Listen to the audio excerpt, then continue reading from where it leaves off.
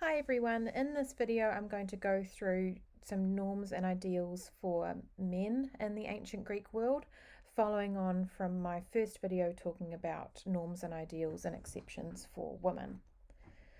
Again, as we mentioned in the video about women, it's important to be aware that context is very, very important, and so ideals of what masculinity means will vary depending on when your sources come from, whether they're archaic or classical or Hellenistic, and also the polis, or the place where the source comes from. As we will see in particular, Athens and Sparta have some overarching similarities, but they also have some really important differences in what their ideals of masculinity are. As well as that, we have some different problems from our sources. We talked about with women how it's quite hard to get a grasp on the female experience because we really don't get their perspectives, whereas we have the opposite difficulty with learning about men and masculinity because we have so many male voices, and so there are so many different messages of masculinity, and also the fact that masculinity is the default. They are men, they are masculine, that is the ideal, so they don't tend to analyze it because they take it for granted. And just a few words about the sculpture, which is on the right hand side of this slide.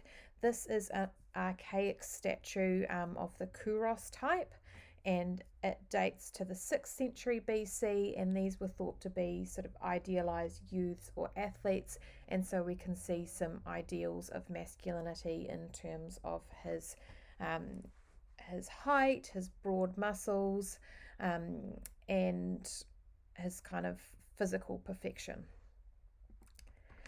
So, first important idea to talk about when it comes to masculinity is that of courage, or andreia.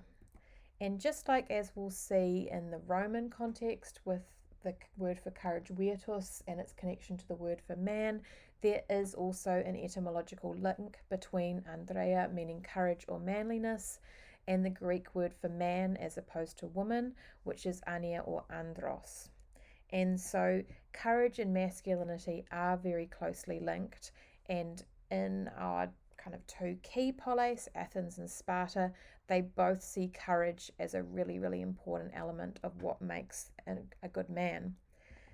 Sparta, as we know, is a very warlike, martial society, and so you had to be courageous, and it was expected of them.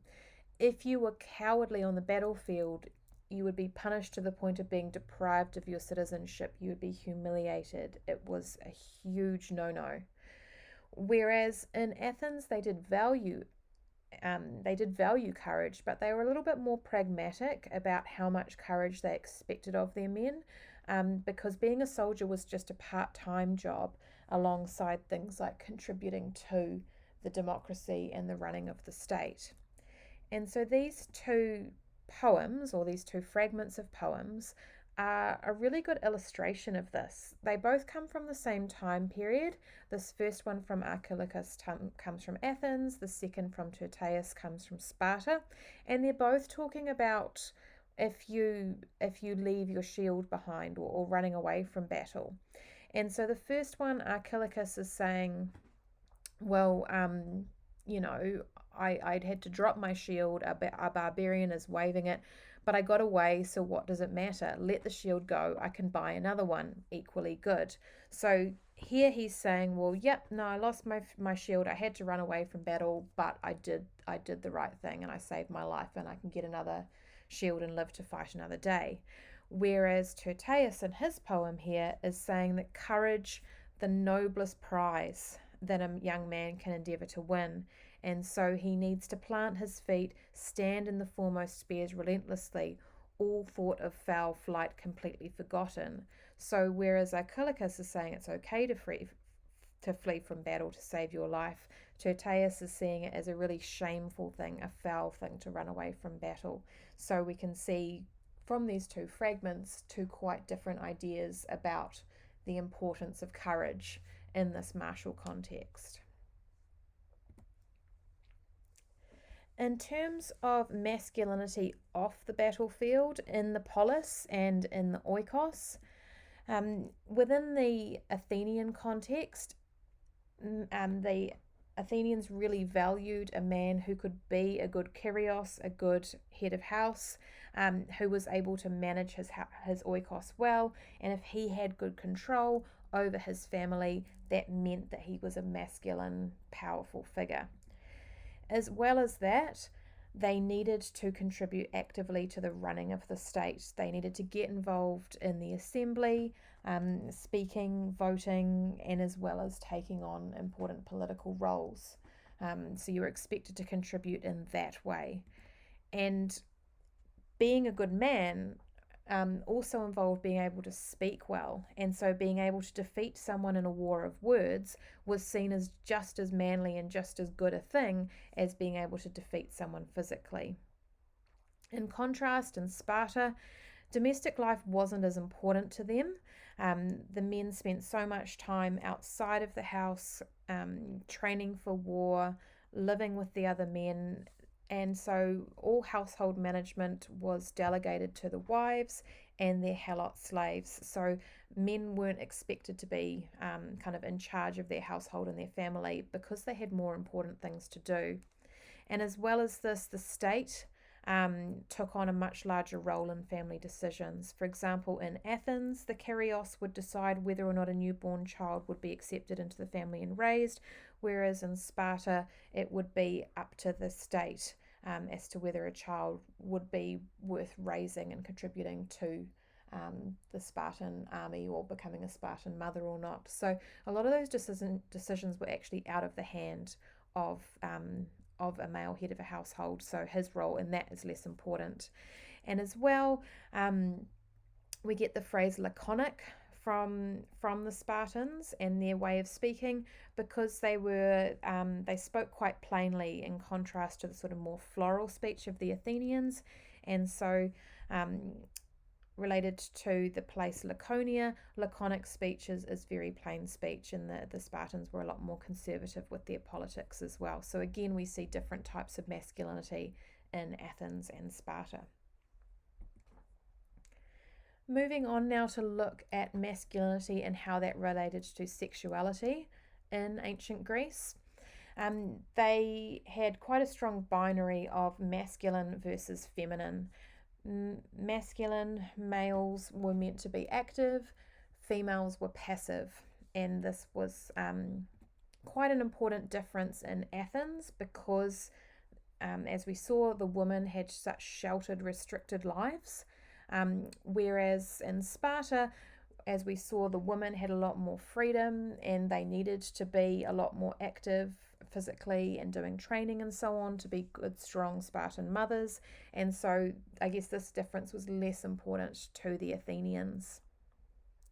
But we need to think about this active and passive binary rather than our modern ideas about homosexuality, heterosexuality, and bisexuality, because that's not how the ancients thought about sexuality. It wasn't really, you didn't really define yourself, and you weren't really judged about who you performed sexual acts with.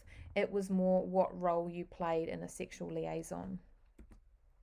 And I quite liked this extract from this article talking about male sexuality in Greece.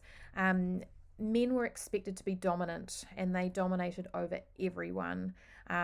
So as well as women, it would also be slaves and children and men who kind of weren't part of that ruling elite.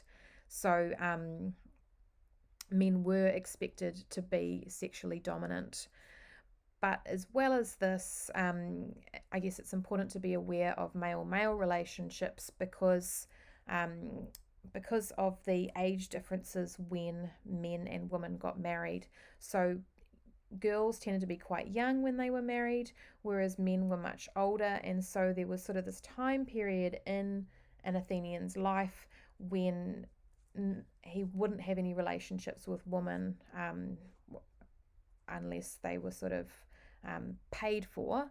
And so they had this kind of long period of being a bachelor. And so in terms of serving their sexual needs. They might go to the slaves in the household, they might go to sex workers, and they may have also had relationships with other men. So there's kind of a couple of reasons or a couple of suggestions as to why Greek sexuality was the way it was. An important idea that exists in Greek sexuality and gender relationships as opposed to Roman is this idea of pederasty, which is a relationship between an older male and a younger one.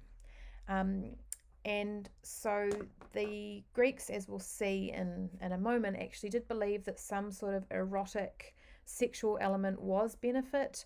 There needed to be some sort of attraction between the mentor and the mentee, but this physical attraction isn't the main thing. It is mainly an intellectual kind of connection, and so they don't really get into it that much. Our sources sort of gloss over it a little bit, but certainly if you're looking at imagery like this on a vase with a pederastic scene, there's no doubt that there's a sexual physical element in here. And so the two terms to be aware of when talking about this is the erastes, who is the older lover, and the eromenos, who is the younger beloved, or the person who was kind of loved. And so there is, I guess, a power imbalance here as well. And so in this quote we're talking about from Plato's Symposium is talking about how it's really good for a young man to have a virtuous lover, and it's also good for the erastes to have this boyfriend as well, because love is able to teach you to do the right thing. And so as I said, the lover, the erastes, is older and also superior. So it is this kind of mentorship. There is this imbalance. They're not meant to be equals. They didn't believe that penetration was honourable for a Greek sort of freeborn male, because, as we sort of said, masculinity was active. You were meant to be doing the penetrating rather than being penetrated. So they don't really talk about it happening. It's not meant to happen, but presumably it would have.